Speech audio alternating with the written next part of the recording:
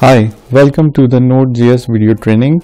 In this video training, we will be learning about how to use and write Express middleware in Node.js. Middleware is an often misunderstood topic since it sounds and appears very complicated.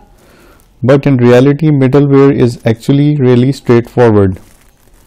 The entire idea of middleware is to execute some code before the controller action that sends the response and after the server gets the request from the client. Essentially, it is code that executes in the middle of your request. Hence the name middleware. Before I get too in depth on the details of middleware, though, I want to set up a basic Express server with two routes. Setting up an Express server. To get started working with the Node.js project, you will need to run npm init-y. This will create a basic package.json file with all of the default values filled in for you. So let's go to the project directory. I have created a directory called node middleware, and in this directory I can run npm-i init-y. Okay, you can see this has created a package.json file with all the default values filled in for you. From there, the next thing to do is install Express by running npm I express. I is a short form for install, so I'm going to install Express server. Okay, it's installed. Lastly, we need to create a server.js file with the following code. Okay, let's create a file called server.js. Okay, first is to create an Express server object by requiring the Express module. Then is the app object with Express instance. Then we are going to define a default route and receive request and response objects. Okay, response.send home page. Then we define another route, users, and it also receives request and response objects. Response.send users page, and lastly we start the Express server to get listen on port 3000 and console.log server started. So we know that the server has started successfully. Let's save this file and run this on the console node server.js. So it says server started. Let's check it in the browser. 3000, and this is the home page. Let's go to users endpoint and we have the users page. So we are done so far. Next, the server.js file simply sets up a port 3000 that has two routes, a home page route and a users page route. The last thing to do is run node server.js to start up the application, and everything worked. You should see a message in the console saying server started. You can then open up any browser to localhost 3000 and you should see this message home page. If you go to localhost 3000 users, you should see the message users page. We have seen these two routes already. That is all the basic setup we will need for this video. Let's move next. So what is middleware? Middleware as functions that execute after the server receives the request and before the controller action sends the response. But there are a few more things that are specific to middleware. The biggest thing is that middleware functions have access to the response and request variables and can modify them or use them as needed. Middleware functions also have a third parameter, which is a next function. This function is important since it must be called from a middleware for the next middleware to be executed. If this function is not called, then none of the other middleware, including the controller action, will be called.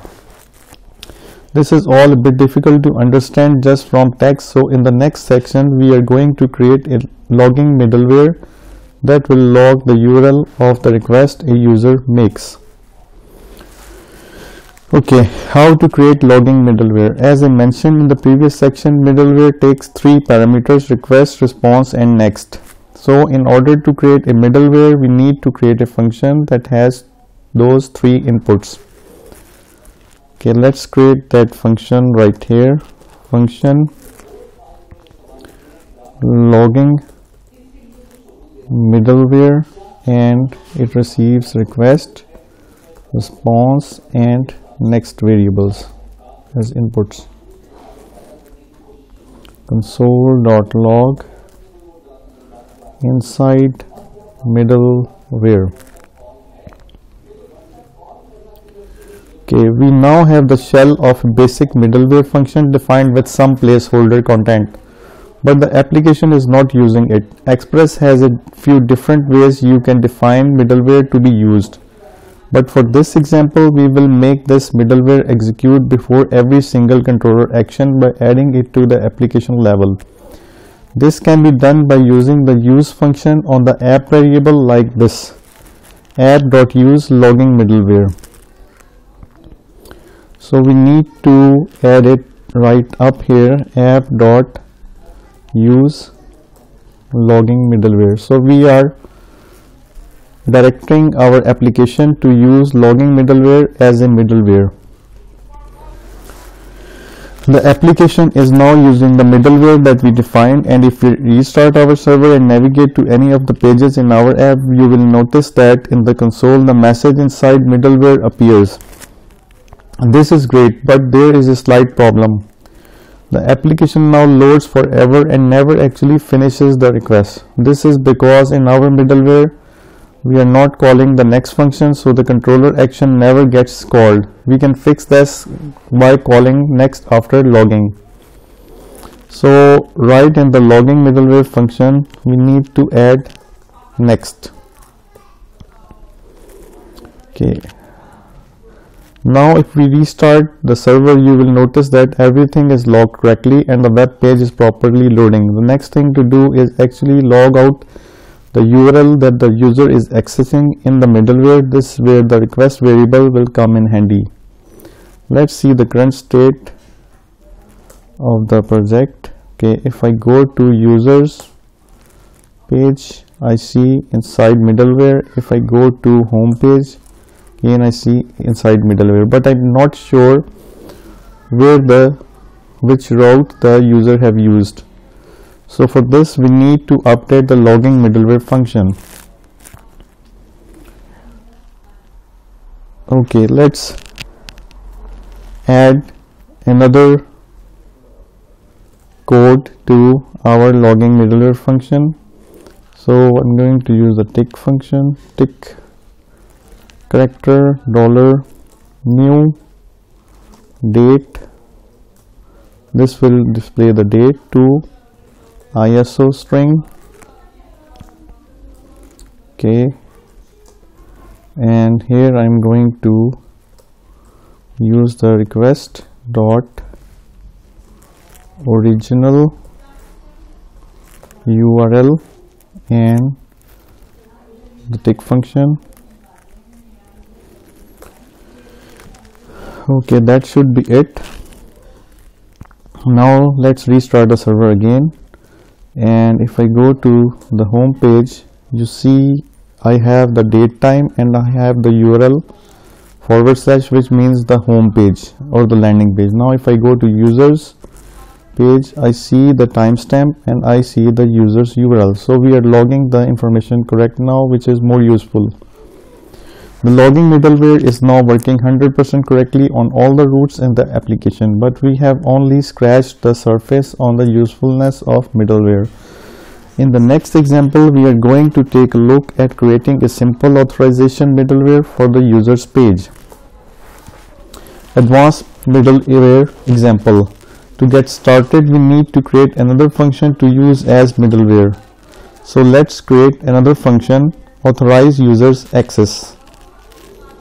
Going to create this function right below logging middleware function, authorize users access function, and it receives 3 parameters as well, and here we add a condition: if request dot query dot admin equals true,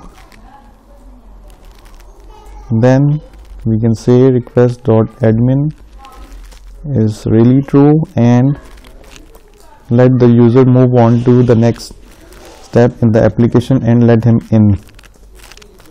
Otherwise, we are going to stop the user right here saying error, you must be an admin. Okay, now we have created another middleware, but how to use this middleware? We are only going to use this middleware for the user's route. We don't need it for the home page. So what we need to do is we need to update the user route, and I'm going to add the middleware as a parameter in this route. Request response, and yes, console. Here I can say console.log request.admin users page. The request.admin property is being updated in the middleware to true if it is true, and here we print out the request.admin property just to validate that this property is set to true. Now we are ready to use and see this authorization process, whether it's working or not. Let's go to the home page. Okay, we can access the home page because there is no authentication here. Let's go to the users page. It says error, you must be an admin. Okay, so our middleware is working. Okay, to pass this, I need to send in request admin equals true.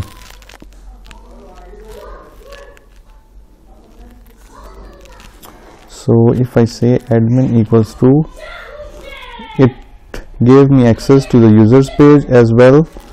It consoled out true on the console, and that is from right here, this line. That's it for this video training. I hope that you have understood the basic concept of middleware, that how it can be used for user authentication. You can use it for creating access control list, that is allowing different type of users to different areas of your application. For example, the accounting people should only be able to access the accounts application or the accounts module of your application. The HR should be able to only access the HR part or the HR module of your application, and so on.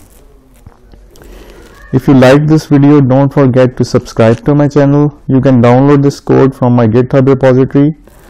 The link is included in the video description. See you next time with the new topic in Node.js.